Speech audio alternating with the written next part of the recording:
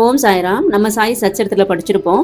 ஷியாமாவுக்கு நச்சு பாம்பு ஒண்ணு கடிச்சிருச்சு அப்படிங்கும்போது, எல்லாருமே விரோபா கோயிலுக்கு கூட்டிட்டு போலாம். விரோபா கோயிலுக்கு போனா சரியாயிடும் அப்படின்னு சொல்லுவாங்க. அப்போ நம்ம ஷியாமா சொல்லுவாங்க, இல்ல ஷிரடிக்கு போலாம். ஷிரடியில சாய்பாபா கிட்ட போலாம். அவர் தான் என்னோட விரோபா அப்படின்னு சொல்லி ஷியாமா வந்து ஷிரடி துவாரகமாயில சாய்பாபா பார்த்த உடனே அவர் குணமாயிருவாரு.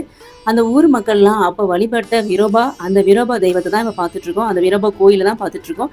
இது ஷிரடியில இருந்து பக்கத்துல தான் இருக்கு இந்த கோயிலு. இந்த ஊர் மக்கள் இந்த விரோபாவை தான் ஆரம்பத்துல இருந்து வழிபட்டுட்டு வந்துட்டு இருந்தாங்க. இங்க எந்த ஒரு பிரச்சனையா இருந்தாலுமே இந்த விரோபா கிட்ட தான் வந்து சொல்லுவாங்களாம். அப்படிப்பட்ட ஒரு அற்புதமான கோயிலை தான் பார்த்துட்டு இருக்கீங்க சாய்ராம். இங்க வந்து விரோபா உள்ளர இருக்காங்க. அங்க லேடிஸ்க்கு வந்து அனுமதி கிடையாது. ஜென்ஸ் மட்டும்தான் உள்ளர போய் விரோபாவை வழிபட்டுட்டு வந்தாங்க. ஷிரடியில் சாய்பாபா இருக்கும்போதே இருந்த பழமையான கோயிலில் ஒன்று தான் இந்த விரோபா மந்திர் கூட. ஷிரடி வந்தீங்கன்னா நீங்களும் இந்த ஒரு விரோபாவை வந்து தரிசனம் பண்ணிட்டு போங்க சாய்ராம். ஓம் சாய்ராம்.